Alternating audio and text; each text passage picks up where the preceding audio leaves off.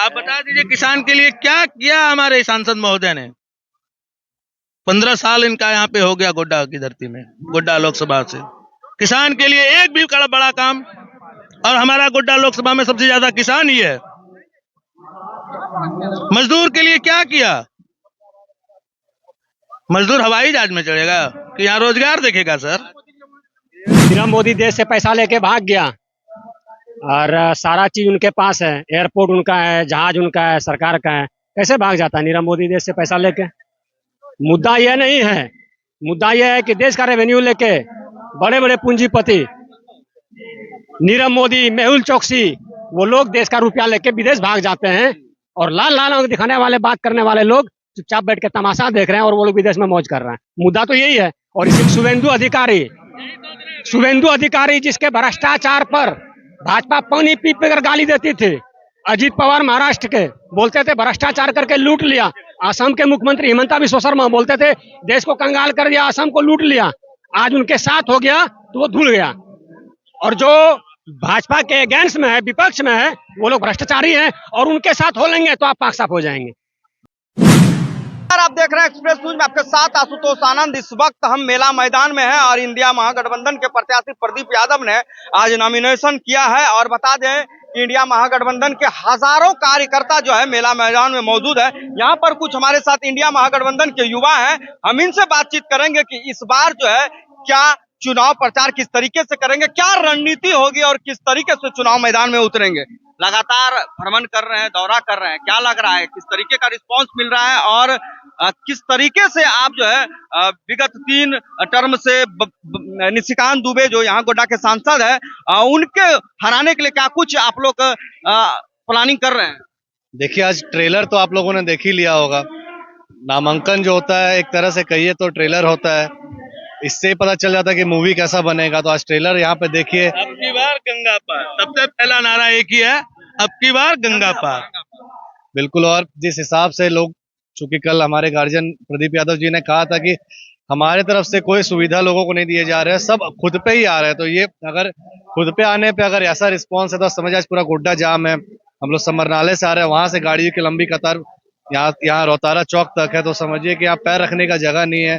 और हुजूम जो आज पूरे राज्य के तमाम बड़े लोग आ रहे हैं, बड़े नेतागण आ रहे हैं यहाँ पे हमारे बीच। और आप समझिए कि ये एक तरफा लड़ाई होगी आज। युवाओं में खास करके रोज देखा जाता है जॉब को लेकर कि वैकेंसियां नहीं है। जब आप युवाओं से मिलते क्या निकालेगा ही नहीं तो बनेगा कहाँ से युवा की बात। युवाओं से जब मिलते हैं तो क्या कुछ नाराजगी रहती है? आप आज तक हमको ये बताइए, किसान की कोई समस्या हल हुआ? युवा वर्ग का कोई समस्या हल हुआ क्या? आप हर जगह घूमते हैं, हुआ क्या? नहीं ना। फिर क्या नारा है ये? अब की बार गंगा पार। जब आप युवाओं से मिलते हैं तो क्या कुछ सुनने को मिलता है? सुनने के लिए तो यही बोलता है कि मोदी जी 2014 में जब आए थे तो 2 करोड़ रोजगार देंगे, ये वादा किए थे। लेकिन हमको लगता है 2 करोड़ का 2000 का भी आंकड़ा उन्होंने नहीं छुआ होगा।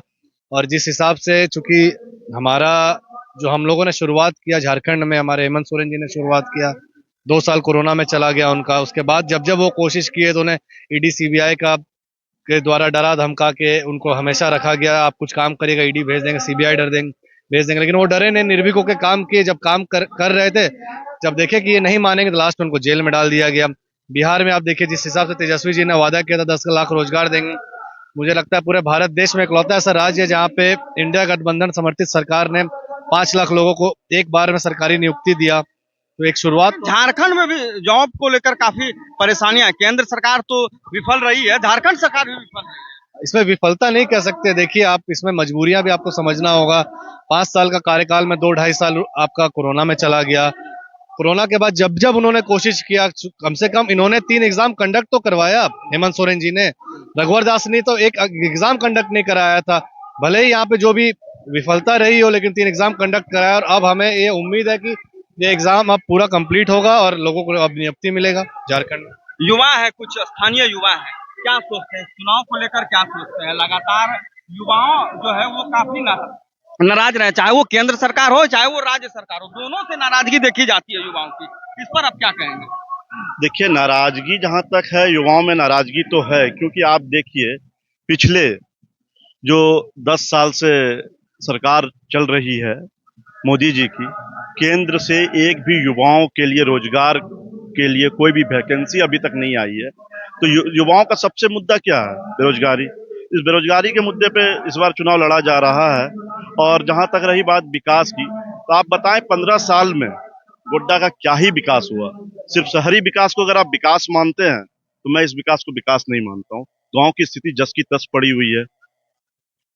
अभी भी यहाँ मेडिकल कॉलेज की कमी है। निशिकांत दुबे जो कह रहे हैं मेडिकल कॉलेज एम्स देवघर में ला के दिए हैं। तो सारा कुछ तो देवघर में है, सारा कुछ देवघर में है, गोड्डा क्यों नहीं? ठीक है, गोड्डा लोकसभा का पार्ट है देवघर। जब 2029 के बाद परिसीमन स्टार्ट हो जाएगा, देवघर एक अलग लोकसभा बन जाएगा। गोड्डा वाले टाइ टाइ फिस फिस, गोड्डा में क्यों नहीं एम्स बन सकता था? ओबीसी के बड़ा जोर चला है। दिया था वहां बन जाता, दुमका के लोगों को भी सुविधा हो जाता। प्लास्टिक पार्क को आपने देवघर में लाने का काम किया। डाबर फिर से आएगी, देवघर में आएगी। मतलब आप एक जितने भी महत्वाकांक्षी योजना को देखिए, तो देवघर क्यों देवघर, गोड्डा क्यों नहीं? एक ओबीसी मुद्दा जो है बड़ा जोर शोर से चला है, इस पर आपका क्या राय है? ओबीसी, जी मैं ओबीसी समुदाय से आता हूँ। ओबीसी का जो मुद्दा है, इस पर मैं यही कहूंगा कि जो मुद्दा है वो सच का मुद्दा है। हमेशा आप पिछले विगत कुछ दिनों में आप ही के मीडिया चैनल से मेरे को देखने को मिला कि गोड्डा के जो विधायक हैं अमित मंडल जी, वो भी ओबीसी समुदाय से आते हैं। उनको पता नहीं भाजपा का क्या है पॉलिसी, संगठनात्मक पॉलिसी, मुझे वो नहीं जानकारी है। बट लेकिन उसमें ये पता चला मुझे कि मतलब सांसद जी तो थे ही भाई, वो डायनेमिक लीडर हैं, कैंडिडेट हैं, तो वो थे, साथ में जो भी लोग थे, लेकिन उनको नीचे रखा गया, देवघर के विधायक को नीचे रखा गया। तो मतलब बहुत जगह देखा जाता है, आप ही के मीडिया चैनल से लोग, कि ओबीसी को भाव नहीं मिलता है। तो हमको लगता है कि जो भाजपा है ओबीसी विरोधी है। आसिफ इकबाल जी है, बसंतराय से लंबा सफर करके आए हैं। क्या लग रहा है इस बार का, क्या माहौल लग रहा है? बहुत मेहनत आप लोगों ने किया है। जिस तरीके से लगातार निशिकांत दुबे जी कह रहे हैं कि ये जो है ये विकास के मुद्दे पर चुनाव लड़ने की बात है, भ्रष्टाचार के मुद्दे पर चुनाव लड़ने की बात है, तो किस तरीके से देखते हैं? क्योंकि अभी हाल में ही देखिए आपके आलमगीर आलम साहब के एक पीए के क्या कहते हैं नौकर के यहाँ से करोड़ों करोड़ बरामद होता है, तो क्या लगता है ये सब इफेक्ट पड़ेगा चुनाव? बिल्कुल भ्रष्टाचार का मुद्दा है। नीरव मोदी देश से पैसा लेके भाग गया और सारा चीज उनके पास है, एयरपोर्ट उनका है, जहाज उनका है, सरकार का है। कैसे भाग जाता नीरव मोदी देश से पैसा लेके? मुद्दा यह नहीं है, मुद्दा यह है कि देश का रेवेन्यू लेके बड़े बड़े पूंजीपति नीरव मोदी, मेहुल चोकसी, वो लोग देश का रुपया लेके विदेश भाग जाते हैं और लाल लाल आंख दिखाने वाले, बात करने वाले लोग चुपचाप बैठ के तमाशा देख रहे हैं और वो लोग विदेश में मौज कर रहे हैं। मुद्दा तो यही है और इसी मुद्दा पे वोट भी हो रहा है और हम लोग जो है इसी मुद्दा पर भाजपा के अगेंस्ट वोट देंगे हम लोग। झारखंड सरकार बनी है, किसान के कितने हित की काम की है आपको पता है ना? किसान का लोन माफी किसने किया? मैं पूछना चाहता हूं बीजेपी वालों से, जो भी रकम था उसने किसने खत्म किया? किसान का, किसान का जमीन का काम किसने कर रहा है? आप बता दीजिए किसान के लिए क्या किया हमारे सांसद महोदय ने? 15 साल इनका यहाँ पे हो गया गोड्डा की धरती में, गोड्डा लोकसभा से किसान के लिए एक भी बड़ा काम, और हमारा गोड्डा लोकसभा में सबसे ज्यादा किसान ही है। मजदूर के लिए क्या किया? मजदूर हवाई जहाज में चढ़ेगा कि यहाँ रोजगार देखेगा? सर इंडियन एक्सप्रेस में कल इंडियन एक्सप्रेस में भारत के लगभग 50 ऐसे नेताओं का ब्यौरा था जो कि भाजपा के वॉशिंग मशीन में धुल के पाक साफ हो गए। मतलब क्या सोच रहे हैं भाजपा के वॉशिंग मशीन? शुभेंदु अधिकारी जिसके भ्रष्टाचार पर भाजपा पानी पी कर गाली देती थी। अजीत पवार महाराष्ट्र के बोलते थे भ्रष्टाचार करके लूट लिया। असम के मुख्यमंत्री हिमंता बिस्वा शर्मा बोलते थे देश को कंगाल कर दिया, असम को लूट लिया। आज उनके साथ हो गया तो वो धुल गया। और जो भाजपा के अगेंस्ट में है, विपक्ष में है, वो लोग भ्रष्टाचारी हैं और उनके साथ हो लेंगे तो आप पाक साफ हो जाएंगे। तो इसलिए क्रोनोलॉजी है, चुनाव के टाइम में छल परपंच, अपना ही पैसा लेके वो रखवा रहे हैं, क्या कर रहे हैं कौन पता है। पैसा किन के पकड़ाया है? आलमगीर आलम के पैसा नहीं पकड़ाया है, उनको तो समझ जारी होगी। पैसा किन के पकड़ाया है? आप चौथे स्तंभ में आप बताइए पैसा किन के पकड़ाया है? उनके पीए के नौकर के। उनका पीए क्या एक मामूली आदमी होता है क्या? डिप्टी कलेक्टर रैंक का ऑफिसर होता है वो। पीए पर्सनल असिस्टेंट उसका जो होता है मंत्री का, डिप्टी कलेक्टर रैंक का ऑफिसर होता है। वो किस सोर्स से पैसा लाए, क्या लाए, सवाल जवाब तो ये तो बात का चीज है, विषय जांच का विषय है। भाजपा के लोगों ने पैसा रखवा दिया, ऐसा भी हो सकता है।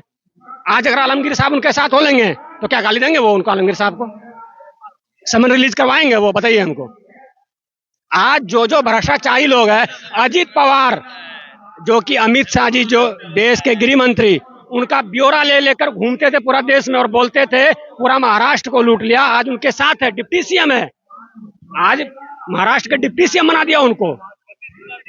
नीतीश कुमार के बारे में उल्टी सीधी बातें करते थे, आज उनके साथ तो अच्छे हो गए, उनके साथ नहीं तो बुरे हो गए। ये क्रोनोलॉजी है। गोड्डा की आवाम इस बार बदलाव चाहती है, बस मैं, और आप लोग देख रहे हैं क्या। तो देखिए यहाँ पर बच्चू जहाँ भी है, बीते कुछ दिनों से लगातार मेहनत कर रहे हैं और आधिकारिक रूप से आज कांग्रेस में शामिल हो गए। कांग्रेस से इतना प्रेम अचानक कैसे हो गया? देखिए, कांग्रेस में एक बात ये समझ में आती है, जातिवाद नहीं करती है, किसी धर्म की लड़ाई नहीं करती है, हिंदू मुस्लिम की लड़ाई नहीं करती है। लेकिन बीजेपी तो कहती है हिंदू मुस्लिम की लड़ाई करती है कांग्रेस। पूछना चाहता हूँ सर आपसे, देखिए, एक बात बता देते हैं पहले कि हिंदू राष्ट्र था, देखिए यहाँ पर जो लोकतंत्र है, सब अपने आजादी दिलाने में कांग्रेस ने जो भूमिका निभाई, शायद भाजपा वाला ने नहीं निभाई थी। भाजपा वाले हमेशा जातिवाद की जहर घोलकर यहाँ के युवाओं को रोजगार का लोभ दिखाकर, 15 करोड़ का लालच दिखाकर उन्होंने ठगने का काम किया। हम स्थानीय नीति की बात करते हैं, 1932 का जब बात हुआ तो 1932 का विरोध करने वाले भाजपा हैं। जो 1932 का विरोध करेगा, मैं उसका नहीं हूँ। और जहाँ तक बात रही, मैं हमेशा मूलभूत की बात करता हूँ, बिजली, पानी, सड़क योजना की बात करता हूँ। आप देखे होंगे गोड्डा के में बिजली की कितनी समस्या रहती है। पावर प्लांट लगा दिए, लेकिन पावर प्लांट में आपने बताया था कि गोड्डा को बिजली मिलेगा, गोड्डा को बिजली नहीं मिला। आपने बोला था यहाँ 85% रोजगार मिलेगा, नहीं मिला। तो ये सवाल बहुत उठता है और इस बार लोग जगे हैं। आप जनसैलाब को देख लीजिए, सभी धर्म के लोग, सभी पार्टियों के लोग एक मंच पर आए हैं इस घमंडी सरकार को गिराने के लिए, जो हमेशा जाति का जहर घोलकर हम लोगों के युवाओं को ठगने का काम किया है। और इस बार इनको गंगा पार नहीं, तड़ी पार भी कर देंगे। देखिए, ये स्थानीय युवा हैं और बता दें कि इंडिया महागठबंधन के सभी लोग हैं। सबों के बारे में क्या कुछ राय था वो हमने आपको सुना है। बाकी मतदाता किस तरीके से इंडिया महागठबंधन के पक्ष में वोट करती है, ये तो देखने वाली बात होगी। फिलहाल बने रहे हमारे साथ, ऐसे ही तमाम खबरों के लिए देखते रहे एक्सप्रेस न्यूज।